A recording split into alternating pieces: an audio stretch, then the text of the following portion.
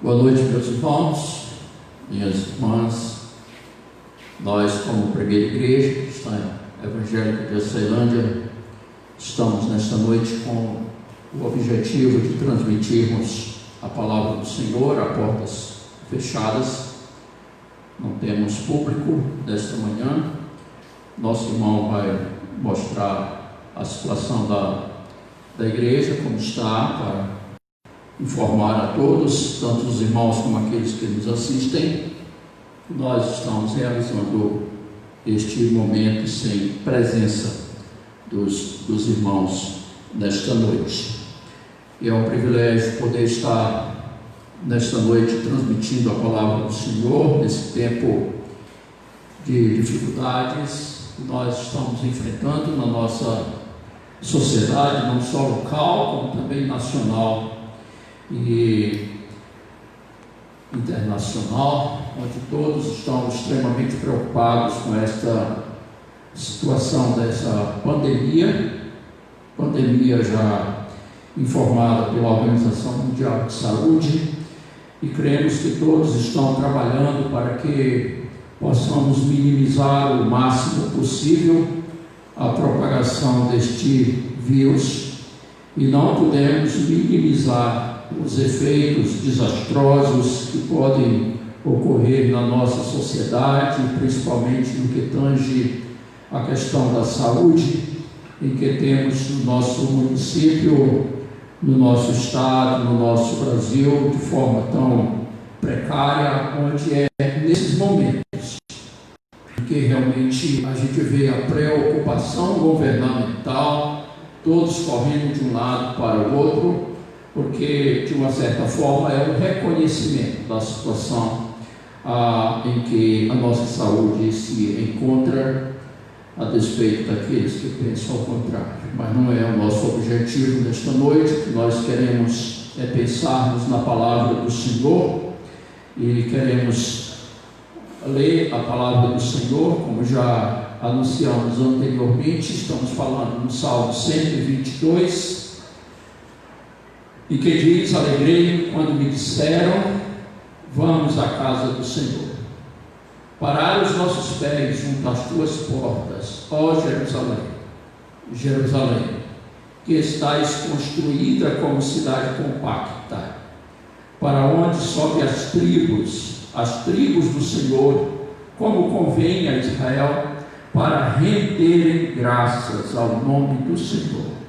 Lá estão os tronos de justiça, os tronos da casa de Davi. Orai pela paz de Jerusalém.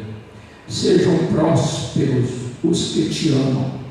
Reine paz dentro dos teus muros e prosperidade dos teus palácios.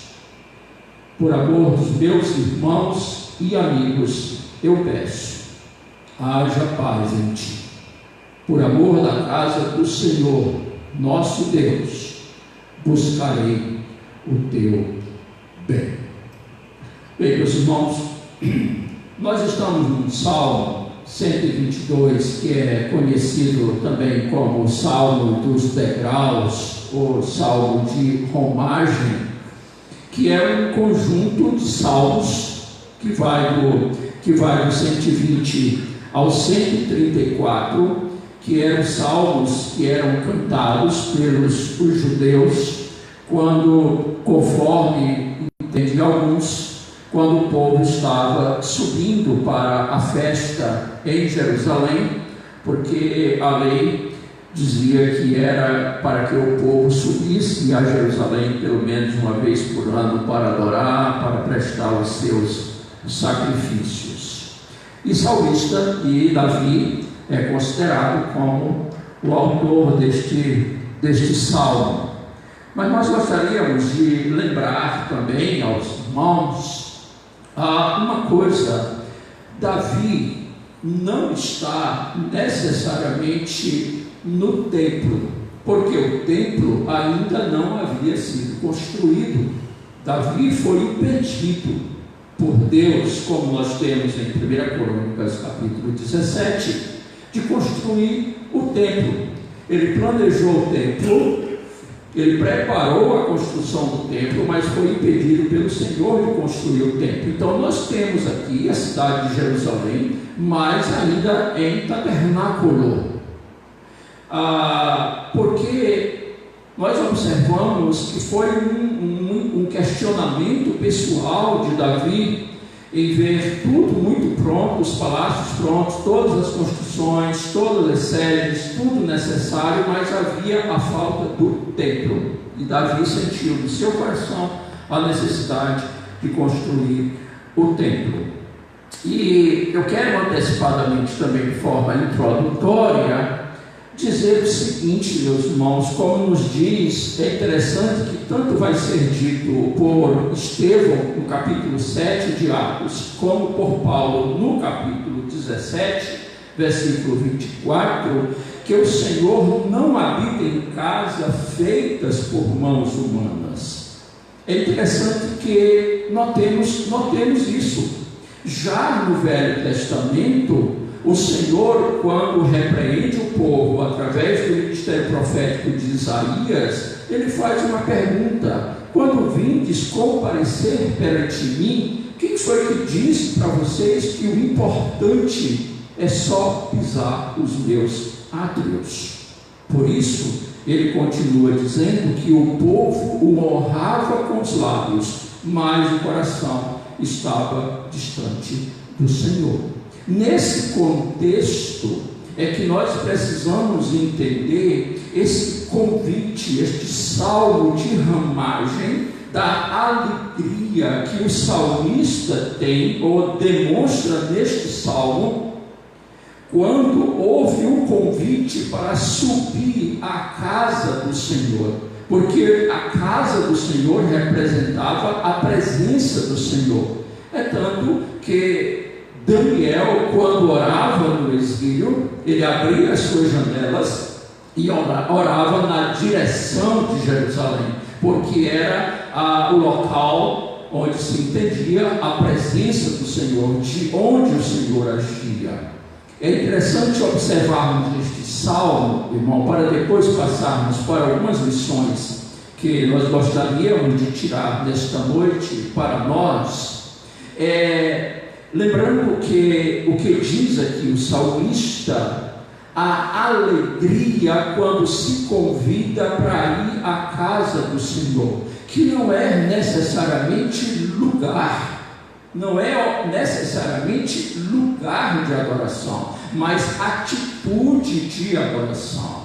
É a forma como nós nos encontramos para louvar ao Senhor em todas as circunstâncias das nossas vidas. Porque como nós mencionamos em Atos 7 e Atos 17, o Senhor não habita em casa feita por mãos humanas. O Senhor não fica restrito ao lugar. Nós não adoramos a Deus no lugar, nós adoramos ao Senhor em atitude de adoração.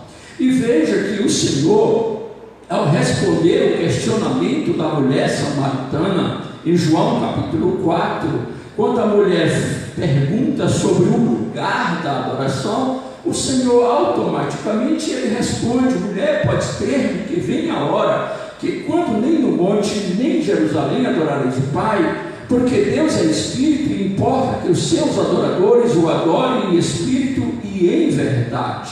É a atitude da adoração que conta e não o lugar da adoração. A proeminência está naquele a quem nós adoramos e no lugar onde nós o adoramos. Por isso a alegria que se tem quando somos chamados, convocados, estimulados a subir à casa do Senhor como presença de Deus em nossas vidas. Ora, o salmista entende que aquele lugar da presença do Senhor era um lugar onde estava construída uma cidade compacta, uma cidade firme, porque ela era firme não por causa do lugar, mas por causa do Deus que estava naquele lugar. E as tribos de Jerusalém sobem as tribos do Senhor, como convém a Israel. A atitude que nós temos no versículo 4 do Salmo 122 é a atitude de render graças ao nome do Senhor. E é interessante que o povo não subia para Jerusalém, conforme esse Salmo 122, nesse convite especial para subir, não era para pedir, mas era para render graças ao Senhor. Para onde sobem as tribos do Senhor, como convém a Israel, para renderem graças ao nome do Senhor. Ora, esse princípio de dar graças a Deus não é o princípio do Novo Testamento, é o princípio daqueles que têm Deus como seu Senhor, que têm o Senhor como seu Deus, que o adoram em espírito e em verdade. Porque também Paulo, nos falando em 1 Tessalonicenses capítulo 5, ele diz para que em tudo nós venhamos a dar graças. Eu sei que nós estamos acostumados a dar graças nos momentos mais fáceis, mais tranquilos, mais amenos das nossas vidas, e eu entendo como é difícil poder subir à casa do Senhor para dar graças nesses momentos de infortúnio pessoal, nesses momentos de calamidade pública, como já decretado pelo governo federal. Eu sei que é difícil, meus irmãos, nós enfrentarmos esta onda, este vírus, dessa dificuldade, onde todos precisam se recolher em seus lares, mas nós temos motivo para darmos graças ao Senhor. Primeiro, porque Ele é o nosso Deus. Segundo, porque Ele não falha.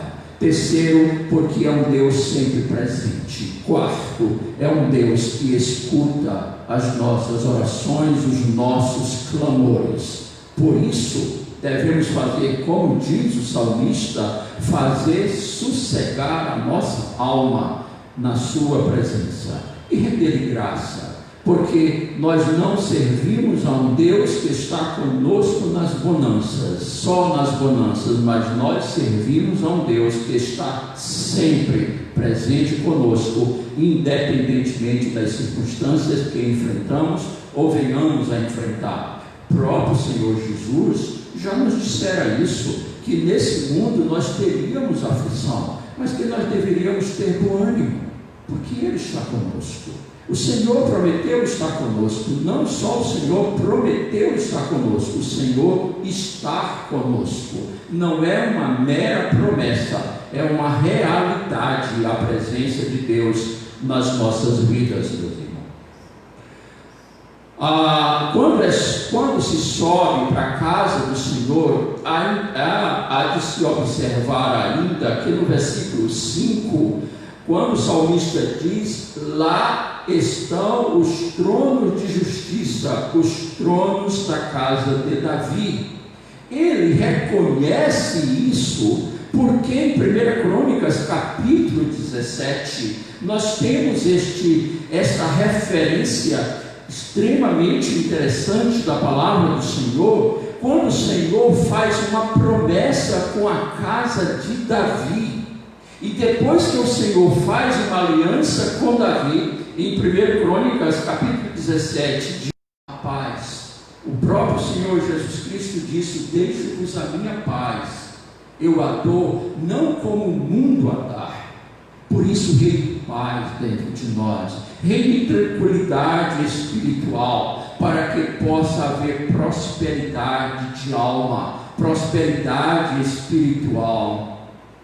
Por amor dos meus irmãos e amigos, eu peço, haja paz em ti. Interessante que ele repete.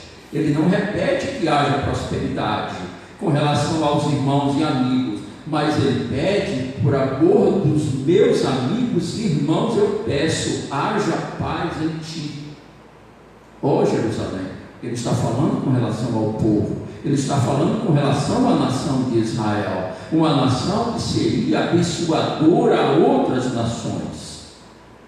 E conclui dizendo: por amor da casa do Senhor, nosso Deus, buscarei o teu bem. Essa é a atitude do salmista.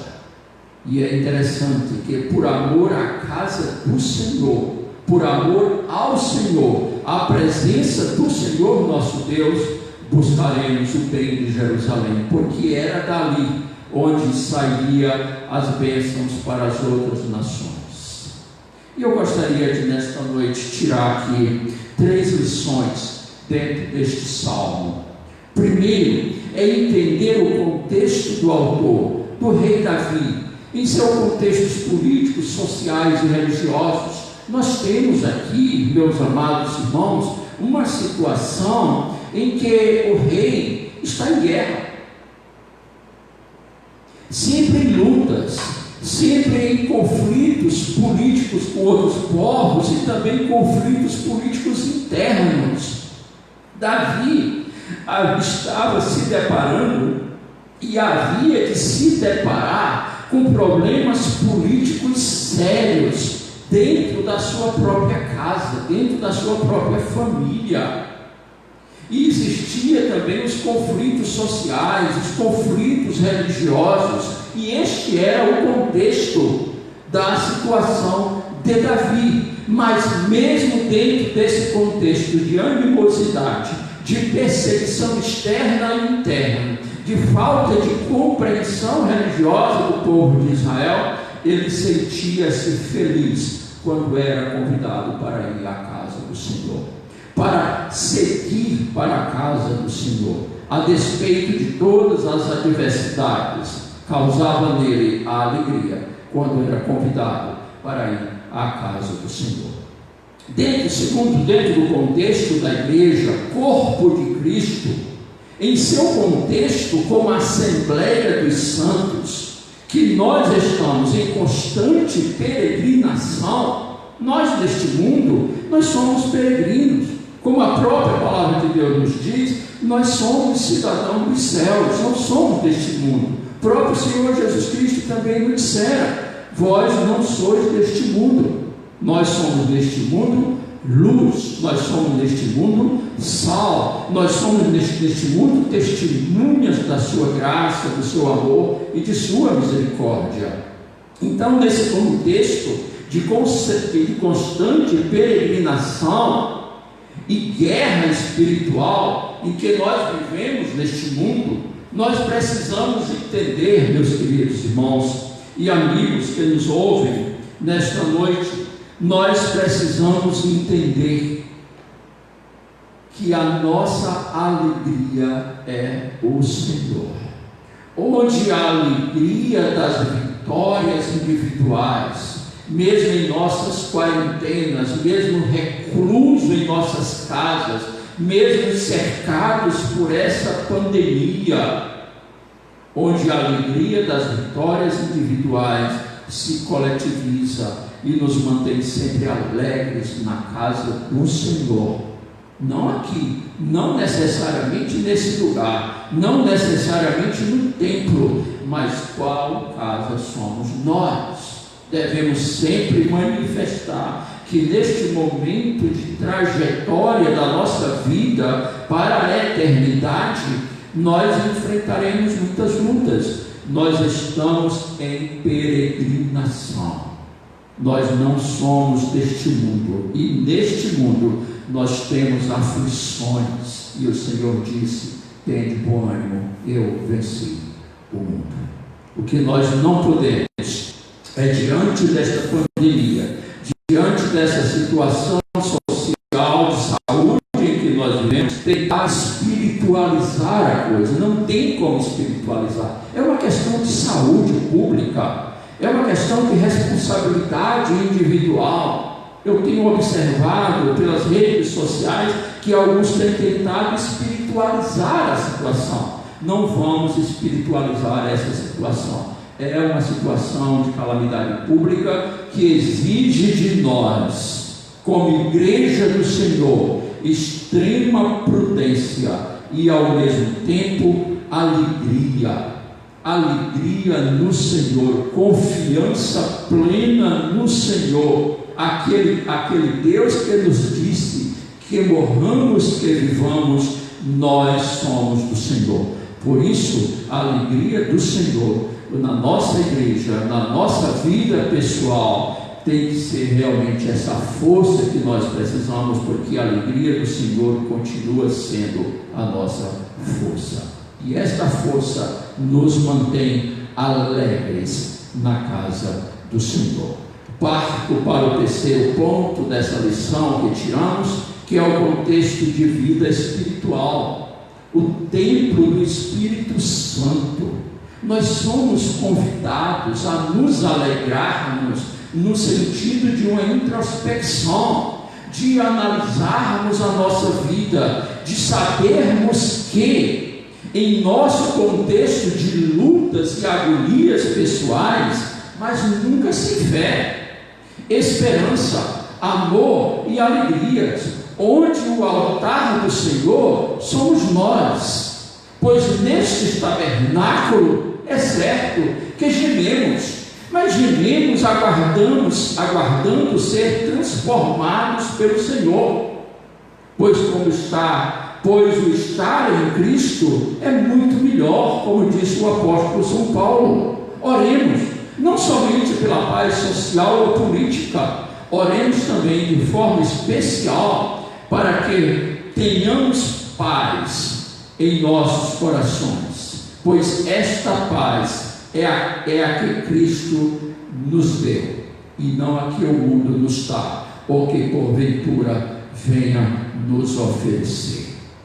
Nós somos o templo do Espírito Santo do Senhor, e devemos ter sempre a alegria de nos convidarmos para adorar o Senhor, em toda e qualquer circunstância, sermos alegres, que a nossa vida manifeste sempre alegria, aquela alegria que teve Paulo quando estava na prisão e demonstrava para os seus companheiros de prisão e para os carcereiros que a alegria, ele podia estar acorrentado, preso, mas a alegria do Senhor na sua vida não podia ser aprisionada. Por isso ele cantava com seus companheiros, mesmo na prisão. E devemos lembrar, meus amados irmãos, que a igreja, nós como igreja, estamos constantemente em perigos. O apóstolo São Pedro nos diz que o diabo, nosso adversário, está sempre ao redor de nós, procurando a quem possa tragar. Sabe que nós muitas vezes pensamos nesse texto e aplicamos esse texto apenas no aspecto de morte física, mas não costumamos pensar na morte da nossa alegria, a morte da nossa paz. E Satanás não pode tirar isso de nós. Ele pode até tirar a nossa vida, mas jamais a nossa alegria e a nossa paz no Senhor Jesus, independentemente de tudo que venhamos a passar, estamos passando ou venhamos a passar. Nos alegremos no Senhor. Mais uma vez digo, alegrai-vos no Senhor.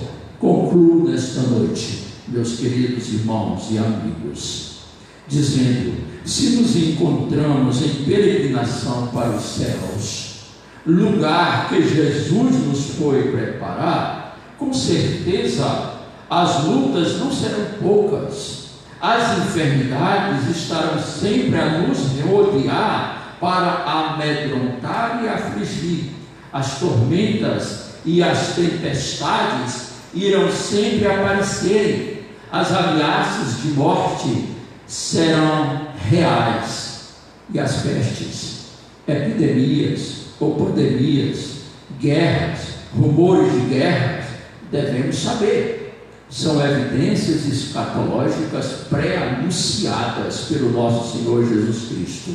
Por isso, mantenhamos-nos firmes na graça e na fé, pois muito ainda há de se abater sobre nós e sobre toda a humanidade. Dias melhores, com certeza, não nos esperam. No entanto, não temos razão para entrar em desespero ou em infortúnios da alma. Continuemos crendo no que diz o Senhor Deus Todo-Poderoso: aquietai-vos e sabei que eu sou Deus. digo a todos nesta noite, o que Deus disse a Moisés, quando a autoridade de Deus fosse questionada pelo povo a quem estava sendo enviado. Diga ao povo que eu sou o que sou.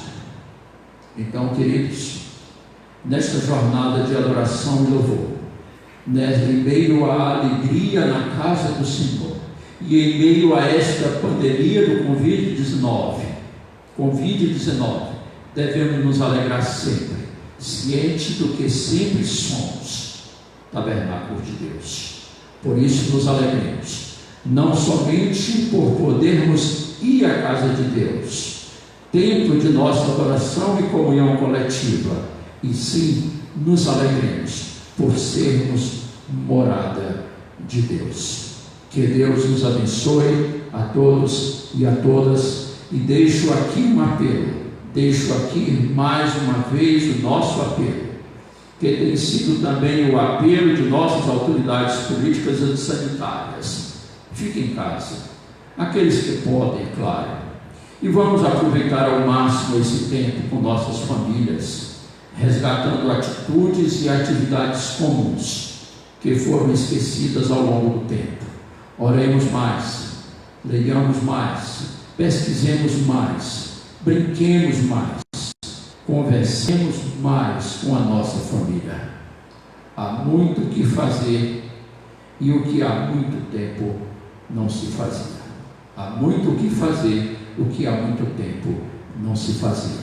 Abraços e fiquem todos e todas na paz, na alegria e na direção do Senhor. Quero orar por você, por nós neste momento. Amado Senhor Deus e Pai de toda bondade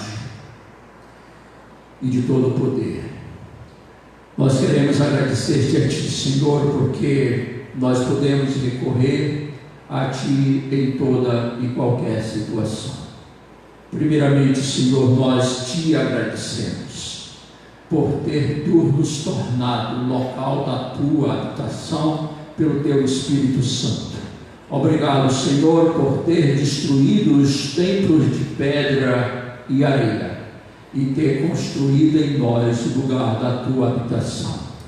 Por isso, Deus Santo, nos ajuda a desfrutarmos de uma comunhão constante e incessante contigo, de uma comunhão vivida em santidade e responsabilidade espiritual, desfrutando da paz que Tu não nos prometeu somente, mas que Tu efetivou em nós, colocando em nós o Espírito da paz. E ó Deus Santo, abençoa as nossas famílias, abençoa a família de todas as pessoas neste momento em que atravessam estas angústias, na perspectiva de serem contraídos por esse vírus.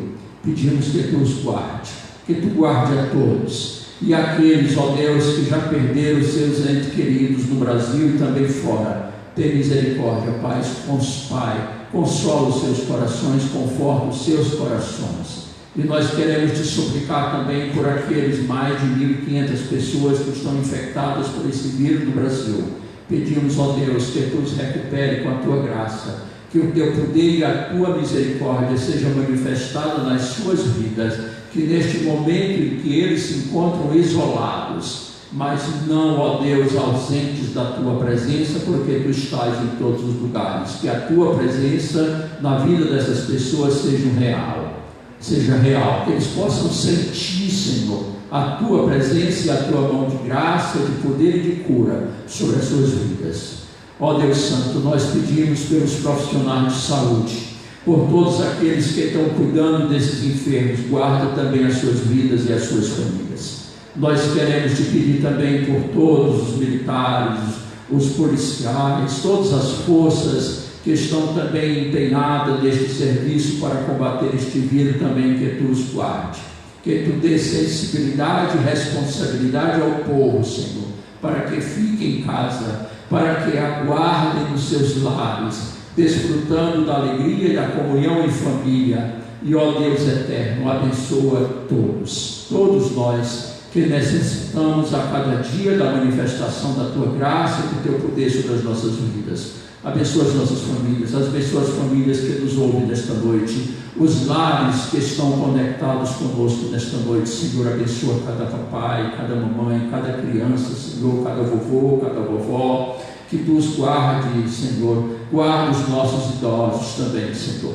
Nós te pedimos e te agradecemos e te louvando por aquilo que Tu és e por aquilo que Tu tens feito e ainda há de fazer.